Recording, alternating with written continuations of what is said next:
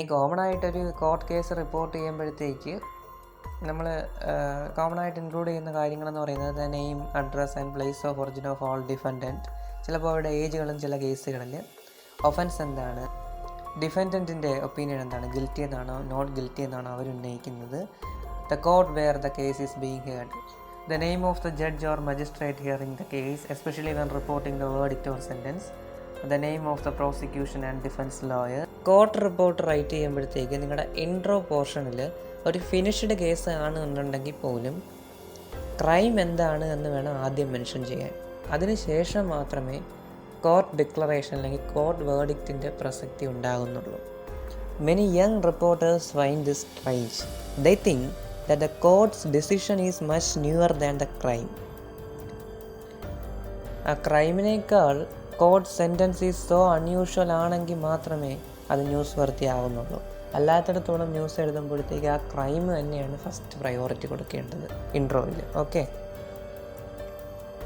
Court റിപ്പോർട്ടിങ്ങിൽ ചില കേസുകൾ handle ചെയ്യുമ്പോൾ ചില കേസുകൾ റിപ്പോർട്ട് ചെയ്യുമ്പോഴത്തേക്ക് നമ്മൾ ആഡഡ് കളേഴ്സ് കൊടുക്കും. ആഡഡ് കളേഴ്സ് എന്ന് ഇവിടെ ഉദ്ദേശിക്കുന്നത് എക്സ്ട്രാ ഡീറ്റെയിൽസ് ആണ്. Some court cases are more newsworthy. Some might include a public figure, or some might deal with the crimes which were widely reported at the time. ഉദാഹരണമായിട്ട് ഒരു mass murder, അങ്ങനെയുള്ള കാര്യങ്ങളൊക്കെ വരുമ്പോഴത്തേക്ക് you have to add some extra details to help the readers or listeners to visualize what happened, such as description of the courtroom or the people involved and what they spoke and the atmosphere during the trial. അതൊക്കെ added informations ആണ്.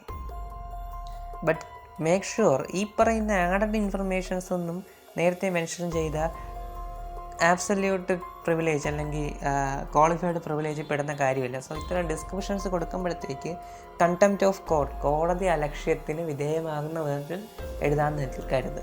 റിമാൻഡുകൾ report ചെയ്യേണ്ടതായിട്ട് വരും. The process of legally postponing a court case is usually called remand. If the preparation for trial takes a long time, the accused may be remanded many times. Remand എന്ന രണ്ട് type ഉണ്ട്. either in custody or released on bail. Remands in custody എന്ന് പറയുമ്പോഴത്തേക്ക് usually made if the magistrate think the person could commit another offense, run away or interfere with the legal process by harming witness. അങ്ങനെയൊക്കെ പേടിയുള്ള കേസുകളിലാണ് remand in custody എന്ന് പറയുന്നത്. പുറത്തു പോകാൻ പറ്റത്തില്ല, police കസ്റ്റഡിയിൽ തന്നെ റിമാൻഡിന് വിടും. റിലീസ് ഓൺ ബെയിൽ എന്ന് പറയുമ്പോഴത്തേക്ക് it allowed the accused to go back to the community to continue their normal life until the case heard. This is usually chosen for minor crimes and low risk cases. However to encourage the accused to turn up for their court hearing, the magistrate may insist that they pay or promise to pay an amount of money. അല്ലെങ്കിൽ റിമാൻഡിൽ പോയ ആളിനെ പിന്നെ കണ്ടില്ലെങ്കിലോ? This money is called surety. The magistrate may also impose other bail conditions, such as accused must report regularly to police or hand over their passport. അങ്ങനെയൊക്കെയുള്ള വ്യവസ്ഥകൾക്കനുസൃതമായിട്ടൊക്കെ ആയിരിക്കും release on bail വരുന്നത്. Remand പ്രൊസീഡിങ്ങുകളും bail കണ്ടീഷൻസും ഒക്കെ report ചെയ്യാൻ ജേർണലിസ്റ്റിന് അനുവാദമുണ്ട്. പക്ഷേ ചില കേസുകളിൽ ചില കൺട്രീസിൽ എന്തുകൊണ്ട് ജാമ്യം നിഷേധിക്കപ്പെട്ടു എന്നുള്ള റീസൺ റിപ്പോർട്ട് ചെയ്യുന്നതിന് റെസ്ട്രിക്ഷൻസ് ഉണ്ട്. കോർട്ട് തന്നെ ഡിഫറെൻറ്റ് ടൈപ്പ് ഓഫ് ഉണ്ട്. അതിൽ തന്നെ serious crimes, murder, rape, theft involving large sum of money, ഇതൊക്കെ ഹയർ കോർട്ടുകളിലായിരിക്കും. ലെസർ ക്രൈംസ് ലോവർ കോർട്ടുകളിലും ഡീൽ ചെയ്യും. വില്ലേജ് കോർട്ട്സ്, ഡിസ്ട്രിക്ട് കോർട്ടൊക്കെ ചീപ്പർ ദാൻ നാഷണൽ കോർട്ട്. അങ്ങനെ ഒരു ഹയറാർക്കി ഉണ്ട് കോർട്ട്സിൻ്റെ കാര്യത്തിൽ. Even for serious crimes sometimes lower courts submitted ആയിട്ടുള്ള എവിഡൻസ് കളക്ട് ചെയ്തിട്ട് അതൊന്ന് ഇവാലുവേറ്റ് ചെയ്യും. അത് വെച്ചിട്ട് they will decide wear there is a case for the defendant to answer. Higher കോർട്ടുകളിലേക്ക് അയക്കേണ്ടതുണ്ടോ എന്ന് നിശ്ചയിക്കാനായിട്ട്. ഡിഫൻഡൻറ്റിന് എതിരഭിപ്രായമൊന്നും ഇല്ല എന്നുണ്ടെങ്കിൽ ആ കേസ് അവിടെ വെച്ച് തന്നെ ഡിസ്മിസ് ചെയ്യാം. അതല്ല, ട്രയൽ നടത്തണം, ഇനിയും എവിഡൻസുകൾ സബ്മിറ്റ് ചെയ്യാനുണ്ട്, ഞാൻ തെറ്റുകാരനല്ല എന്നാണ് വാദം എന്നുണ്ടെങ്കിൽ ഹയർ കോർട്ടുകളിലേക്ക് സജസ്റ്റ് ചെയ്യും. This hearing in the lower courts to assess the evidence are called committal proceedings എന്നാണ് പറയുന്നത്. വലിയ വലിയ കോർട്ടുകളിലേക്ക് കേസ് ട്രാൻസ്ഫർ ചെയ്യുന്നതിന് മുന്നോടിയായിട്ട് ലോവർ കേസ് കോർട്ടുകളിൽ എവിഡൻസുകൾ ഇങ്ങനെ വിലയിരുത്തുന്നതിനാണ് കൊമീറ്റൽ പ്രൊസീഡിങ്സ് എന്ന് പറയുന്നത്. ചിൽഡ്രൻ ഇൻവോൾവ്ഡ് ആയിട്ടുള്ള കേസുകളിൽ സ്പെഷ്യൽ കോർട്ടുകളുണ്ട്. ചിൽഡ്രൻസ് കോർട്ട് അല്ലെങ്കിൽ ജുവനൈൽ കോർട്ടുകളുണ്ട്. You may never identify an accused child in a court report without special permission from the judge. Keep that in mind. The reason is so simple. Children are punished in order to make them behave better in future, not for revenge. It will not help them to stop being bad and become good citizens if they become known publicly as criminals.